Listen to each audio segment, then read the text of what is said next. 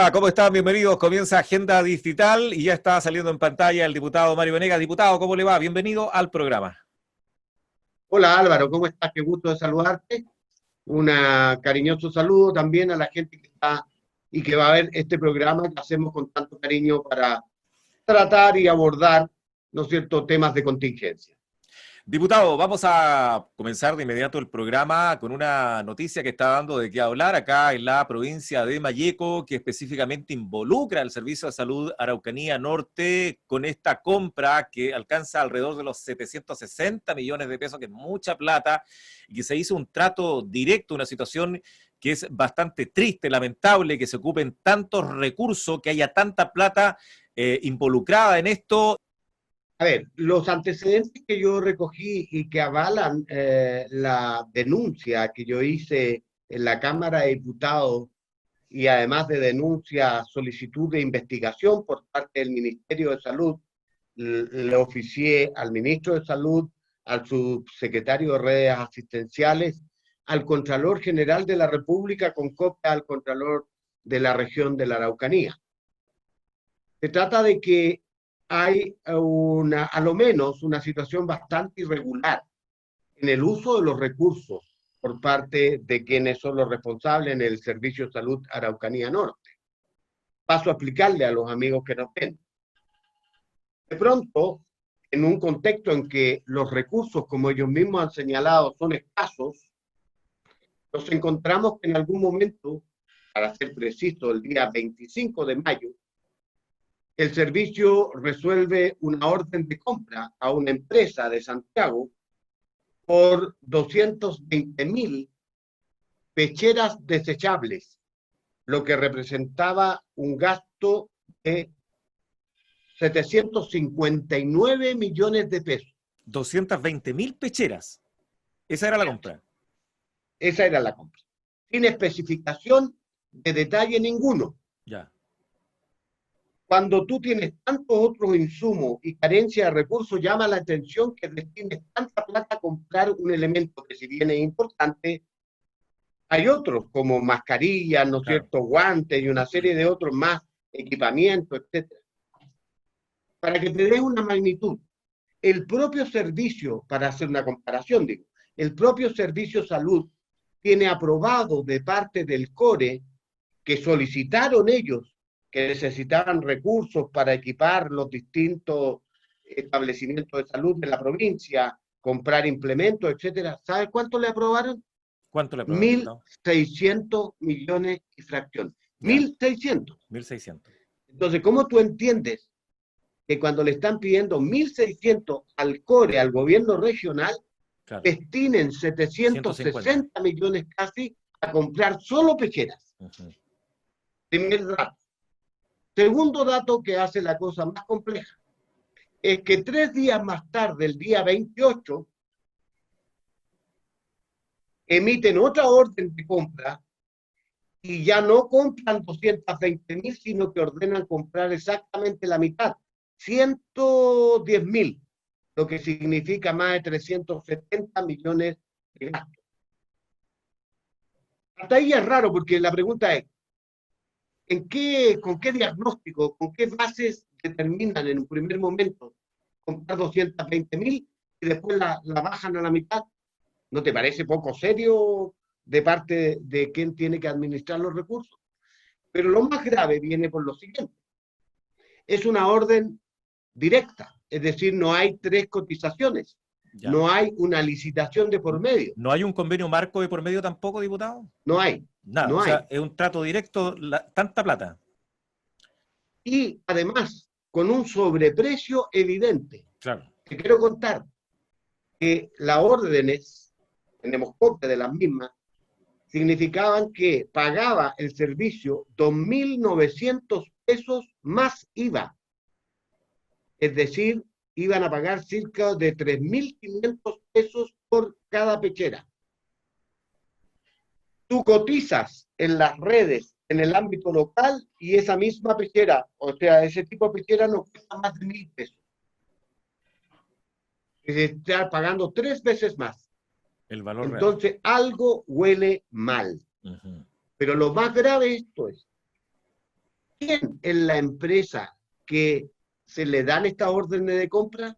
Una empresa de ingeniería y seguridad que había venido a hacer desde Santiago unas reparaciones en una bodega por un monto de, con IVA, 16 millones.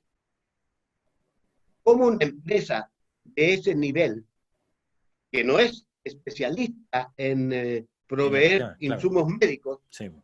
de pronto pasa de un contrato de 16 millones a un contrato de 760 millones? De manera directa. Ujú. Esto es lo que nosotros estamos. Y a eso se agrega que en paralelo habíamos sabido de que hubo un intento de entregarle esa obra, reparación de la bodega, a un familiar de quien debía el jefe administrativo, razón por la que hoy día hay un sumario. Es decir, se están haciendo cosas de manera irregular en el servicio de salud. Y yo creo que es bueno y sano que las autoridades investiguen, tomen las medidas y las acciones, porque si siempre es bueno cuidar los recursos públicos, en tiempos de crisis como las que estamos viviendo, es doblemente necesario. Y es por eso que indigna, ¿no es cierto?, cuando hay Claro. algunos que Se aprovechan. no tienen la Ujú. probidad suficiente, no tienen, ¿no es cierto?, el custodio adecuado de los recursos públicos. Eso es la razón de nuestra denuncia. Y espero que se investigue profundamente, voy a estar encima de aquello para que si hay cosas irregulares se sancionen con todo el vigor de la ley. Diputado Venegas, pasando a otro importante tema, usted representa una de las zonas con los más altos contagios de COVID-19, lamentablemente, en el país. ¿Cómo calificaría la gestión del gobierno en la Araucanía para enfrentar esta pandemia? Bueno, tengo una evaluación bastante negativa del quehacer. Lo indican los números. Por bastantes semanas fuimos a la segunda región con mayor número de contagiados, Ujú. la capital regional, con una velocidad de contagio muy importante, Padre Las Casas. Y yo creo que las medidas llegaron tarde, se demoraron mucho en tomar algunas medidas que nos hubieran permitido combatir de mejor manera la situación. Hemos tenido que lamentar fallecidos, hemos tenido comunas que de pronto declaró un contagio, un núcleo, y rápidamente pasamos de 0 a más de 60 contagiados. Nosotros estuvimos por semanas pidiendo cuarentena para Angol y Victoria, hasta que finalmente las autoridades declararon. Yo creo que no lo han hecho bien, y la mejor demostración es que, además, como guinda de la torta, recordarás que la propia responsable de conducir, de liderar el proceso en nuestra región, como en la Seremi de Salud, fue la responsable directa del contagio de casi medio gobierno regional, incluido el intendente. Es decir, Claro. ahí hay un tema que habla a las claras de una cierta incapacidad para hacer las cosas adecuadamente. Ujú. Por otro lado, en el ámbito no propiamente sanitario, sino en los efectos económicos sociales, el gobierno ha llegado tarde, ha llegado, ¿no es cierto?, con instrumentos y medidas que no se adecúan, que no son pertinentes para la realidad de una región tan pobre como la nuestra.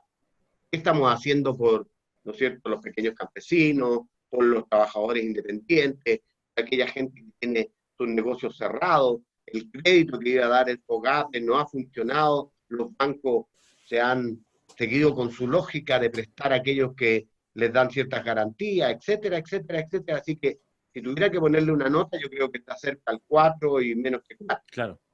Diputado, considerando que la Araucanía, además, es la que presenta los niveles de pobreza más relevantes, ¿cómo cree usted que esto afectará a nuestra región en los próximos días, en las próximas semanas?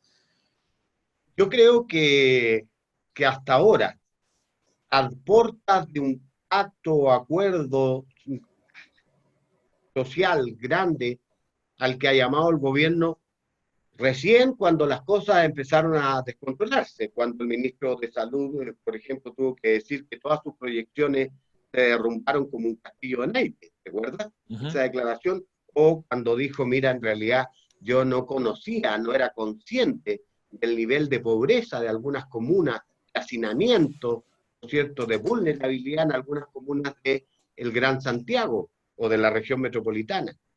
Entonces es raro porque cuando uno no tiene un adecuado diagnóstico, y eso lo saben mejor los médicos, ¿no es cierto?, no puede dar un buen remedio, no puede dar un buen tratamiento. Entonces, pues de ahí que las políticas, yo creo que el golpe para la región, una región débil, con una estructura económica débil, este golpe, si va a ser duro para el país, va a ser doblemente duro para el resto, para nuestra región. Son muchos los pequeños empresarios, pymes, microempresarios que van a quebrar, que van a cerrar, que van a tener que desaparecer, y eso es desempleo.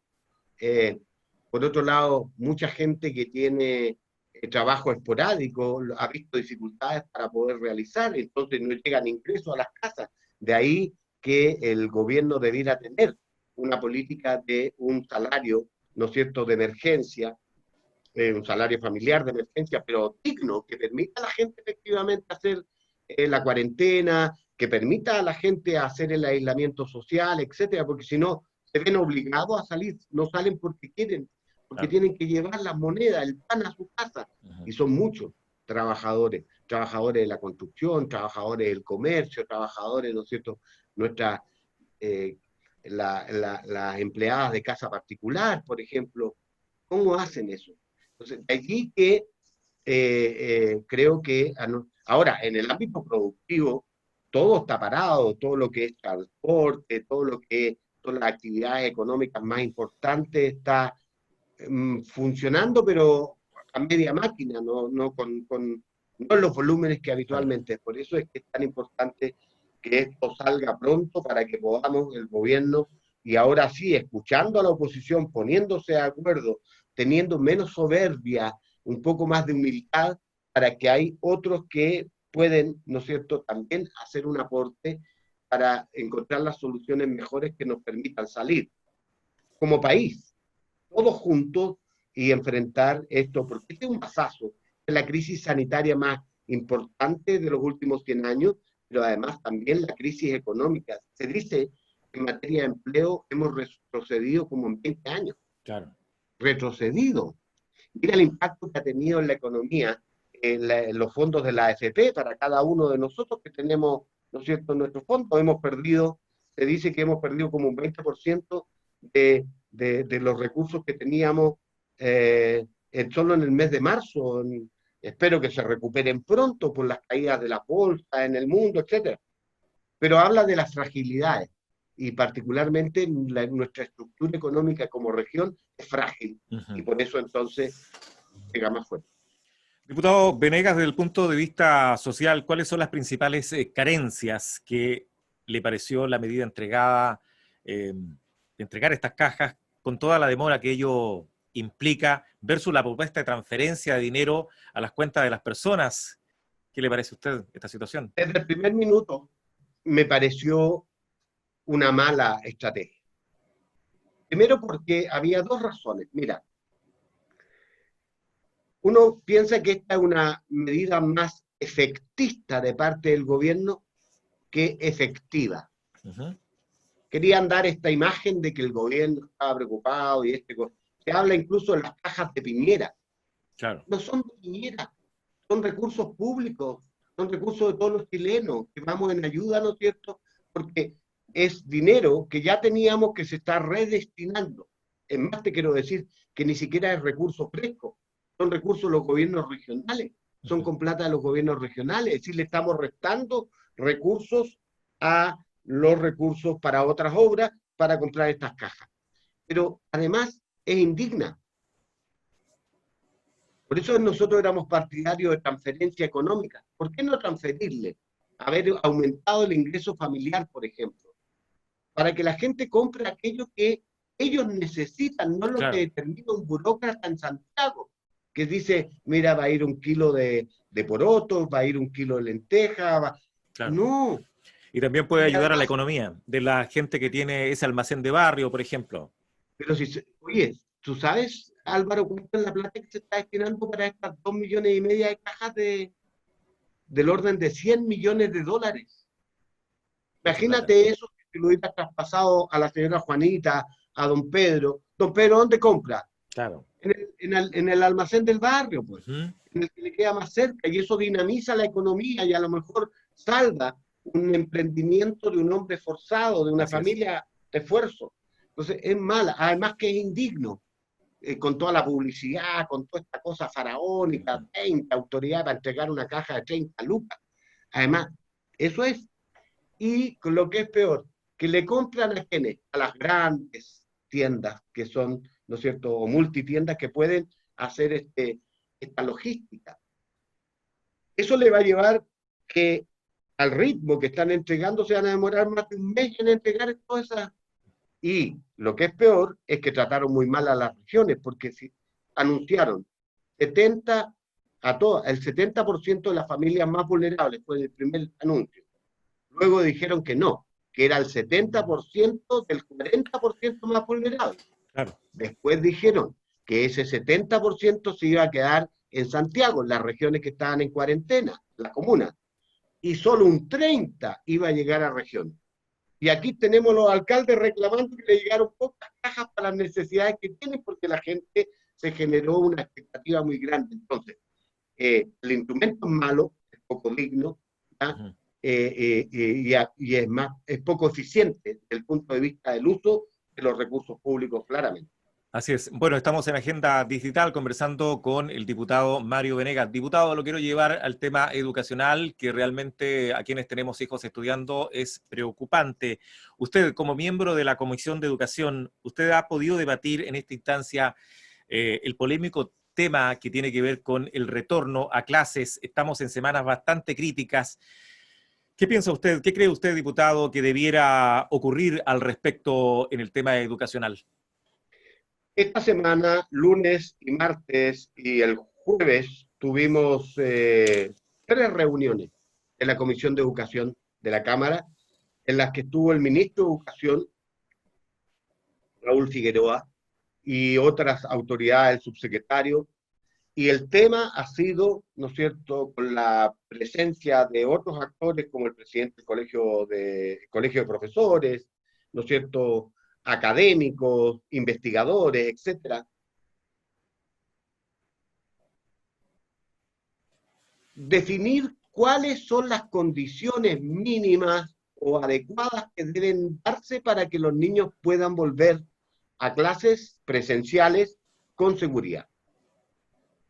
La verdad es que nosotros vemos muy lejos que eso pueda darse. Primero porque nuestras escuelas son relativamente pequeñas o sea, ¿a qué me refiero? La necesidad de clases presenciales en medio de la pandemia y para evitar contagios obliga a que sean grupos muy pequeños de alumnos, pero los cursos son muy numerosos. O sea, dice, a lo más 20 alumnos por clase. Nosotros conversábamos que conocemos la sala de clase, que para que mantengan el distanciamiento a los 2 metros por lo menos entre uno y otro, a lo menos, a lo más caen 15 en las salas nuestras. Van a estar las mascarillas protectoras, van a estar lo ideal sería ¿cómo se llaman estos protectores del rostro completo, todas las medidas de higienización, etcétera, etcétera. Así es que nosotros no somos partidarios de que se adelante y creemos, y así se lo hemos planteado al ministro. Creo que el ministro se expone incluso, porque le leí ayer una declaración en donde dice que él sigue insistiendo que hay que volver gradualmente, no mientras esté la pandemia, no mientras esté la pandemia, porque los papás no van a mandar a sus hijos simplemente, no lo van a hacer. Tú no lo harías, Yo no lo haría. ¿no? Claro. No, pues. Y aun cuando los niños se contagian poco, Ujú. lo que ya ha quedado desmentido, porque se han muerto niñitos, ¿no es Claro, cierto? sí, pues. ¿Ya? Ellos son vectores, son transmisores, ¿no Ujú. es cierto? Ellos se pueden ser asintomáticos, pero se constituyen en peligro para los adultos mayores y Claro, los mayores de sus casas. así es. Entonces, creo que es una mala decisión. Bueno, tenemos que asumirlo si no Ujú. estamos en normalidad. Y este año tendremos que tomar otras medidas distintas a un año normal y ya nos ocuparemos, cuando Dios quiera, recuperamos la normalidad del tema de las clases. Hoy Así día es. El centro está en la protección de la salud y especialmente la vida de nuestra gente y, por cierto, nuestros niños y nuestros jóvenes. Así es. Diputado Venegas, siguiendo en el tema educacional, paralelamente las universidades chilenas están viviendo momentos bastante complejos. Hay miles de alumnos con problemas para pagar y obviamente no están impartiendo las cátedras y la formación como corresponde ha sido bastante deficiente. También hay muchos que no tienen conectividad en sus teléfonos. Hemos visto en televisión cómo alumnos han subido a sus techos de sus viviendas para poder estudiar en parte. Una situación que complica. Hay muchos alumnos que no tienen también un computador en su casa. ¿Qué se ha planteado al respecto con este tema con quienes están en las universidades chilenas hoy en día? Lo hemos abordado profundamente en las últimas semanas en la Comisión de Educación. Hemos invitado a los rectores, al rector del CRUCH, ha estado Enio Vivaldi, rector de la Universidad de Chile, ha estado el vicepresidente del CRUCH, han estado rectores del consorcio de universidades privadas. Y mira, para ser sincero, la pregunta tuya iba a un juicio de valor que decía que no se están realizando bien. Yo creo, mi convicción personal es que las universidades están haciendo el mejor esfuerzo para enfrentar esto. Han tenido que preparar a sus académicos para que hagan clases online, ¿no es cierto? Para que preparen materiales. No todos estaban preparados para esa realidad, ¿no es cierto? Así que ha sido complejo. Y a eso se añade el que hay muchos muchachos que no tienen acceso a un computador, Claro. no tienen acceso, aunque tuvieran computador, a Internet en la calidad de banda que permita, ¿no es cierto?, hacer trabajo online. Y hay Es decir, mucho, poder seguir. claro, hay muchos estudiantes, diputados, a lo mejor que sus padres con mucho sacrificio le pagaron una pieza en Temuco, por ejemplo, Claro. y ellos viven en el campo y que por seguridad tuvieron que volver al campo donde no tienen cobertura. ¿Qué pasa Exacto. con todos estos estudiantes? Esos Los más muchachos están muy vulnerables. complicados. Esos muchachos están muy complicados y lo que nos decían las universidades es que dentro de los recursos que ellos tienen, que también son limitados, ¿no es cierto?, han tomado medidas como, por ejemplo, becar, entregarle tarjetas de acceso a Internet a alumnos con más carenciados, incluso, ¿no es cierto?, sistema de computadores, etcétera. Pero el gobierno podría actuar más activamente ahí. Las universidades están limitadas por los recursos porque Claro. hay muchos muchachos que se han ido, han abandonado el año, esos son menos ingresos. Hay otros que han entrado en mora, producto que sus familias hoy día se quedaron desempleadas o bajaron sus ingresos y cuando, Claro. ¿qué le vas a hacer? Así que ahí tenemos incluso un proyecto de ley que tiene sus bemoles porque lo que planteábamos era que se condonara el pago momentáneo de matrículas y aranceles durante el tiempo que durara la catástrofe y que posteriormente, ¿no es cierto?, se renegociaran esas deudas. Hay que hacerlo, pero ¿sabéis que es donde hemos tenido la debilidad? Es que el gobierno no ha estado dispuesto a colocarse con luquitas, con dinero suficiente para ir en apoyo de las universidades, Claro. tanto públicas Como como privado. privada, ojo, que hay algunas privadas muy complicadas. Diputado, en el tema computacional todos los años el gobierno entrega computadores, mi primer PC que se le llama a niños más de escasos recursos. ¿Eso está congelado por el momento? ¿La entrega no se realizaba en esta fecha? ¿Qué sabe al respecto, diputado? Eso lo hace la JUNAEP, se Sí, sí. entrega, es el Quiero mi PC, ¿no es cierto? Normalmente a alumnos de séptimo año básico. ¿Ah? A todos los alumnos de séptimo año básico en el ámbito público de las escuelas municipales y a los mejores alumnos de los colegios particulares subvencionados. Y para todos esos niños que no tienen computadoras en casa, ¿esto no se podría adelantarse la entrega de estos computadores?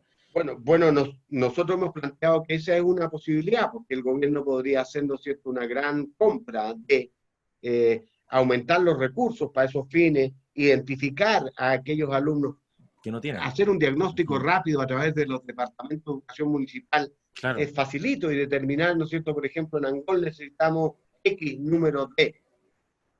Ahí es donde tenemos diferencias porque no se ha actuado con la prontitud debida. Claro. Diputado, la Comisión de Educación aprobó en general el proyecto que suspende el CIMSE y la evaluación docente este 2020. ¿Cuáles fueron los argumentos, diputado Venegas? Mira, esta es una moción parlamentaria, es ¿Ya? decir, son un grupo de diputados los que están planteando este proyecto. Y yo estoy de acuerdo. Y estoy de acuerdo porque en mi condición de profesor entiendo que este no es el mejor minuto para aplicar una prueba, que SIMSE es un sistema para medir la calidad de la educación, pero en tiempos normales, po, en tiempos normales, Álvaro.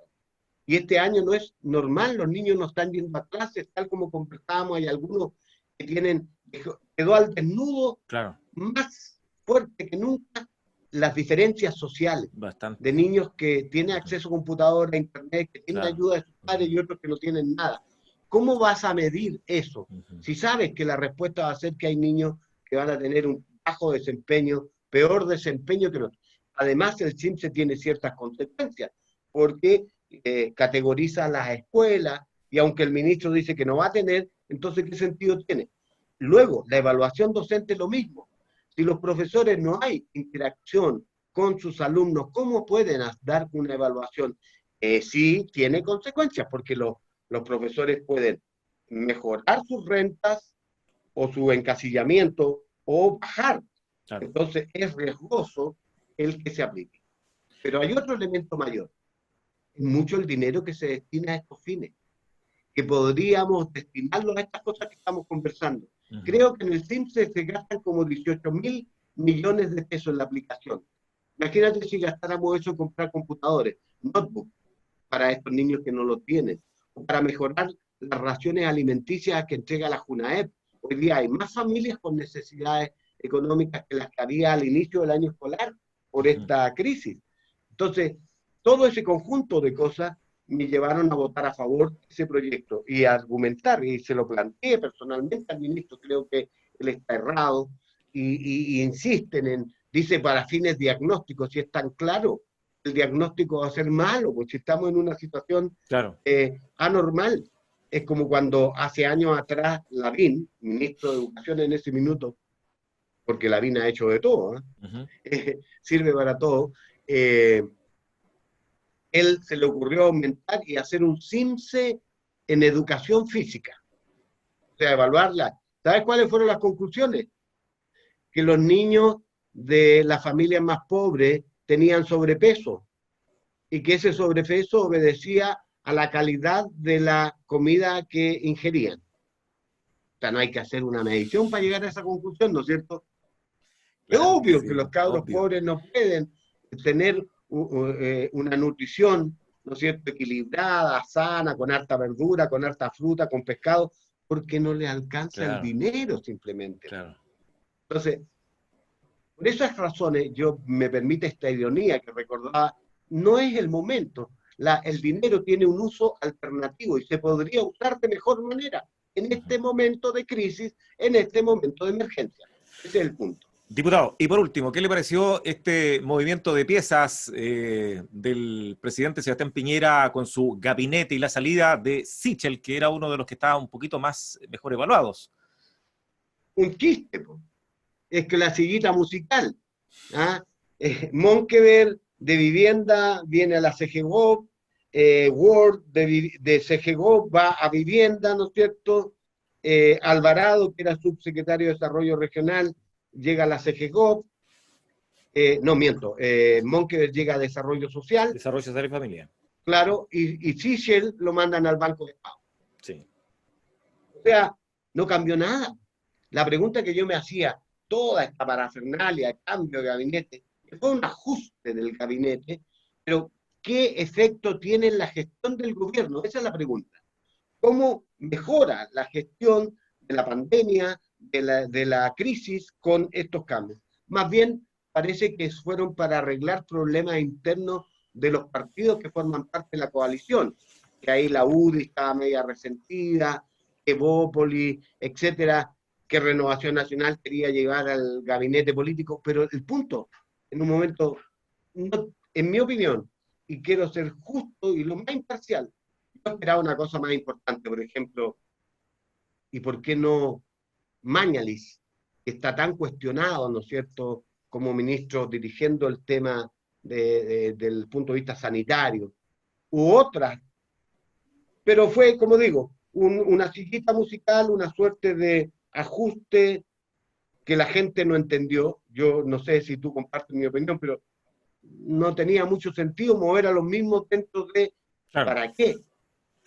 Bueno, parece que finalmente, con esas cosas increíbles, el mejor evaluado, que era Sichel, termina saliendo del gabinete. Claro, Y se lo mandan eso a es un lo que cargo llama importante. poderosamente la atención de los partidos políticos, a lo mejor, con mucha vitrina para Sichel. Yo creo que por ahí va la lectura. Yo creo que por ahí va la lectura, porque Sichel es un personaje bien particular, es independiente, no pertenece a ningún partido, era ex demócrata cristiano, después renunció a la ADC, después se fue con Velasco, estuvo ahí, ¿no es cierto?, en Ciudadanos, después peleó en Ciudadanos, es Claro. un tipo, A es mí como un me outsider. me pareció una cosa bien rara como lo que pasó con el ministro de Minería de aquel entonces cuando sacaron a los mineros. ¿Se acuerda usted? ¿Cómo se llamaba Claro, el ministro ese? No, no me recuerdo el ese nombre. era, ay, que fue Pero, candidato presidencial, claro, claro, pero también desapareció de la noche a la mañana del sistema político. sí. Diputado, le damos las gracias por este contacto. Nos Así volvemos a es la reencontrar. política. Así es la política. La política tiene sus trastiendas, tiene sus complejidades, tiene sus mezquindades, mira, como digo yo, lo peor Claro, del ser humano como lo mejor del ser humano, ¿no es cierto?, en sus momentos. ¿Ah? Y bueno, es parte de la actividad y por tanto yo sigo creyendo que la política es la mejor manera, ¿no es cierto? Pero la buena política, y la buena política implica elegir los ciudadanos que nos escuchan claro. a buenos ciudadanos o ciudadanas, ¿no es cierto?, para que cumplan roles dentro de la actividad. Y ahí el ciudadano no debe dejarse engañar, porque el ciudadano en general es muy manipulable. Bastante. Con las redes sociales hoy día queda claro, le venden lo que quieren y hay un montón de fake news, como se dice, o Claro. noticias falsas y la gente se la cree toda. Entonces, eh, creo que este es uno de los aprendizajes, que hay que ser más consciente, hay que leer más, hay que preguntarse más, hay que hacerse más preguntas para participar de mejor manera en la vida democrática del país. Así es. Diputado, le damos las gracias, que le vaya muy bien, que tenga un buen fin de semana y nos encontremos el próximo fin de semana en una nueva edición de Agenda Distrital. Que le vaya bien. Te lo agradezco mucho y que tenga también tú un bonito fin de semana y descanso. Gracias, diputado. El diputado Mario Venegas conversando con nosotros en Agenda Distrital.